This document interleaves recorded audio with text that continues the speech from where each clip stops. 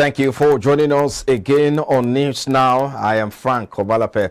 No fewer than 4 persons have been reportedly killed when an explosion rocked the palace of the paramount ruler of Ibero land, the OKENE Ado Ibrahim.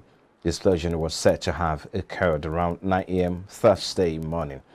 Although no one has been able to identify the actual cause of the explosion, however, a report says that the explosion might be from a transformer in the monarch's compound. We'll bring you details in our subsequent bulletins. Away from the now, the Inspector General of Police, Usman Baba, has again promised that justice will be served in the murder of a Lagos-based lawyer, Bolanle Rahim. The IGP gave the assurance while receiving Lagos State Governor Babajide Sanwo-Olu at the Force headquarters in Abuja, the nation's capital. He also cleared the air on the identity of the police officer arrested in connection with the murder of the late Rahim. He explained that contrary to speculations that the suspect Drambi Vande was switched with the real suspect, the IGP also assured that there will be transparency in the handling of the case, adding that the culprit will be dealt with in line with the law. Responding, Governor Sanwo-Olu condemned Rahim's murder and the earlier murder of 31-year-old Gafaro Buraimo of Land Estate Aja by officials of the Ajiwe police station in Lagos.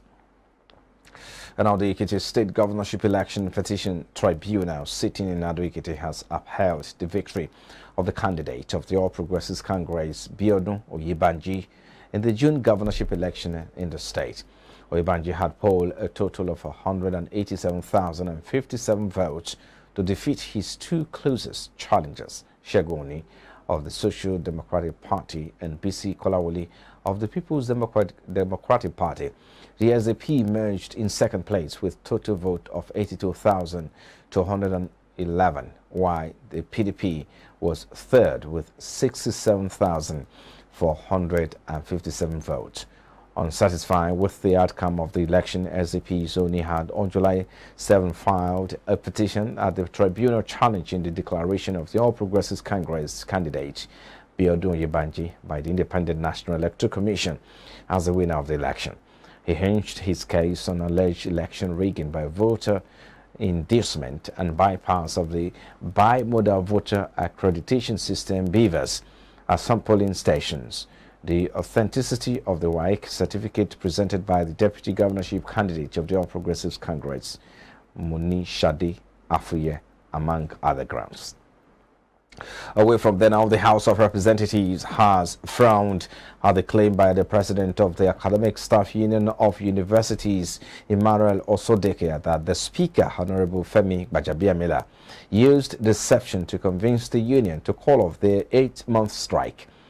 Osodeke had, in an interview while accusing Gbajabiamila of deception, also alleged that the Speaker failed to deliver on his written commitment that the government will, without delay, offset the arrears of salaries owed to members of the union for the time they were on strike. In reaction, the lawmakers, in a statement signed by the House spokesman Benjamin Kalu, said at no point did the Speaker commit to offset the arrears of salaries owed to union members of the time they were on strike. He opined that Osodeke's bad faith approach to negotiations and his affinity for political brinkmanship were reasons the universities were on strike for so long.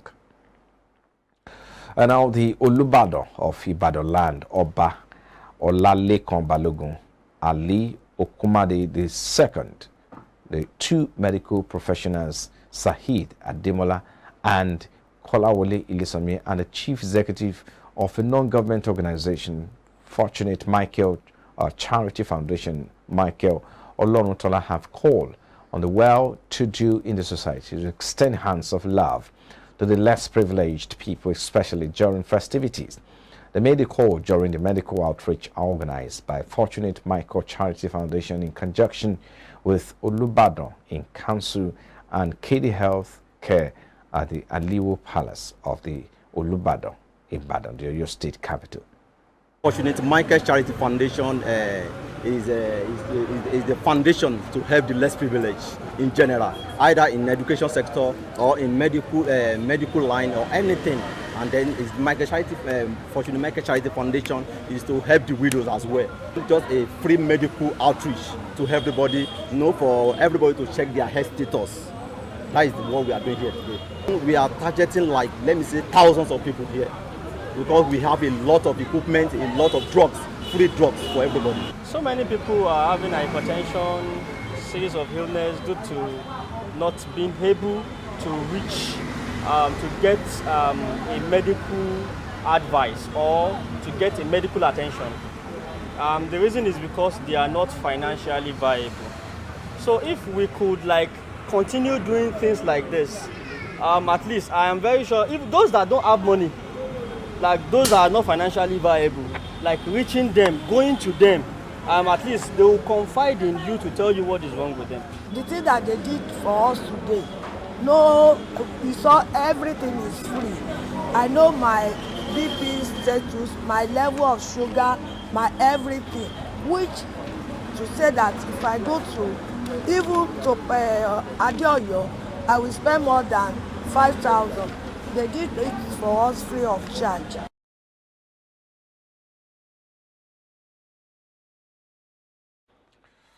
And now the Economic and Financial Crimes Commission, EFCC, has concluded plans to conduct sale of properties which are subject of final forfeiture orders.